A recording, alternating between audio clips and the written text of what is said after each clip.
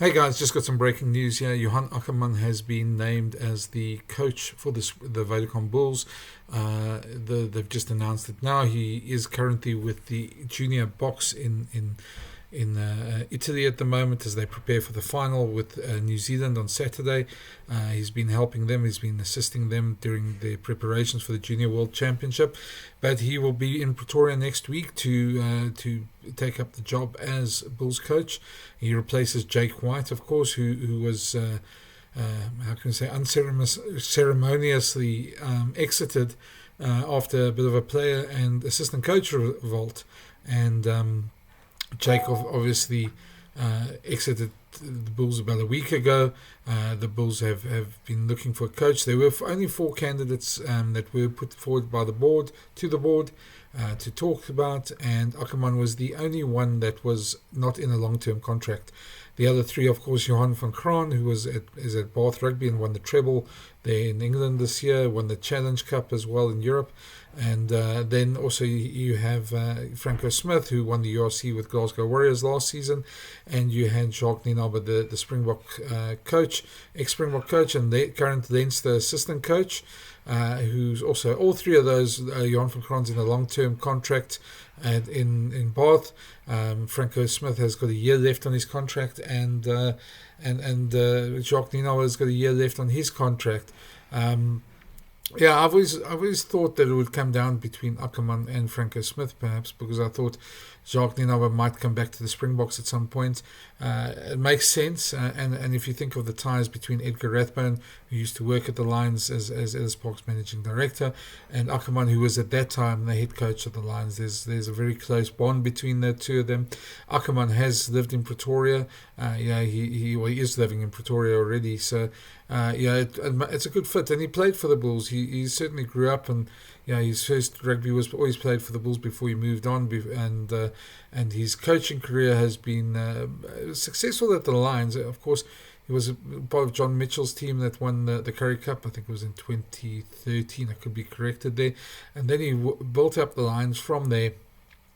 To basically play in three consecutive Super Rugby finals. They didn't win the Super Rugby, but they certainly were a force to be reckoned with, and he did it with a lot of ex-Bulls players at that stage, players that were surplus to requirements in Pretoria for various reasons, which we never could quite understand at the times. But Akers certainly gelled them into a team, and it makes sense in a way to have a guy who's a good manager there after what happened. Of course, the background to it is that obviously there was Jake lost the change room, and because of it, there was a number of issues with players.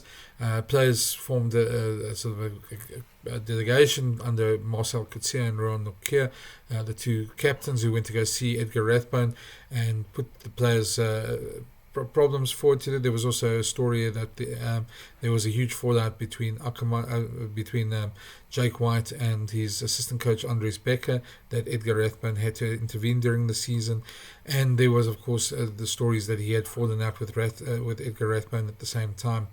Nobody's ever spoken publicly about these, but they have been swirling around, and obviously there is some truth to it.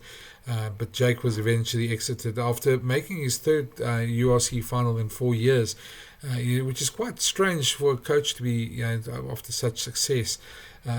But Ackermann walks into a team that's settled, a team that's growing, a team that's got a number of Springboks in it and a number of experienced players, and he's getting a bunch of players coming in as well. And he's certainly one good thing about him. He knows how to gel a team. He's a great man manager. He's a guy who maybe is not... He's not as good technically as someone like Franco Smith, for instance, but will surround him with people in his team, in his management team, that will get those things right. Of course, at the Lions, he had Swayze the Brain, who's now coaching the women box, and it'd be interesting to see if maybe Swayze links up with him again. That would be quite funny to see. I must admit, it might be a long shot, but I also wouldn't be surprised if it does happen at some point as well.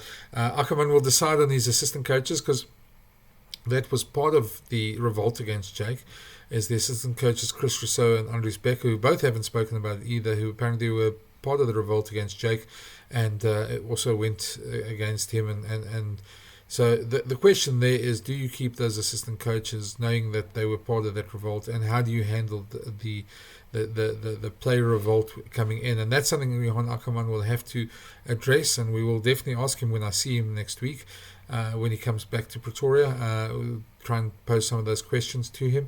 But for now, the Bulls at least can start their preseason next week with a coach, with somebody who's experienced. He's coached in England, he's coached in Japan.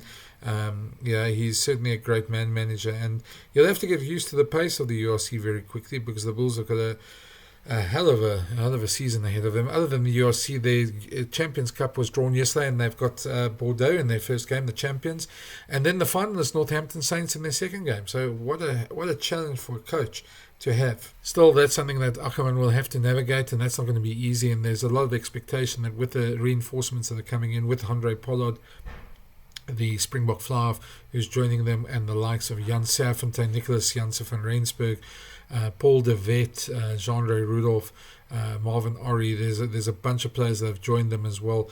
So with those sort of reinforcements, and talk at the moment to this weekend that the Bulls are also looking for the signature of Ollie Kebble, as to bolster them as well. Experienced players who maybe aren't playing international rugby, and then coupled with the youngsters that are coming through. Of course, they've got guys like Jan Hendrik Wessels, Johan Krobbelaar, who've done very well. Kane Moody, Kurt the Orange, so they've got Willie LaRue coming back. It's really a good settled squad, and I might do a separate video on that, just on their squad in a couple of days' time, and just with the outlook for that. But Akker's certainly a top-class coaching appointment, and it's going to be interesting to see how he does. It's good to have him back in South African rugby. He's done a great job helping the junior box out, and it's going to be interesting to see how he does with the Bulls. What do you think? How do you think he's going to go with the Bulls? Let me know in the comments. Be interesting to see. And is he the right choice for the Bulls? I think that's going to be something that's going to be debated. And the proof is in the pudding. The results are what matters for the Bulls. They're very ambitious, and they want to be a big club. They want to be talked about amongst the bigger clubs in Europe. So that'll certainly be part of it, and success. He comes in, he doesn't have to build a team. There's a settled team already.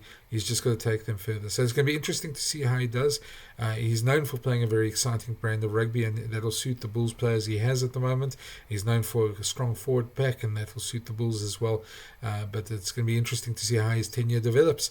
And for me, this is probably my 12th or 13th Bulls coach I'll be working with. So wish him the best, and hope he has a great tenure at the Bulls, and hope there's no more drama. I think the Bulls could do with a little less drama at the moment anyway.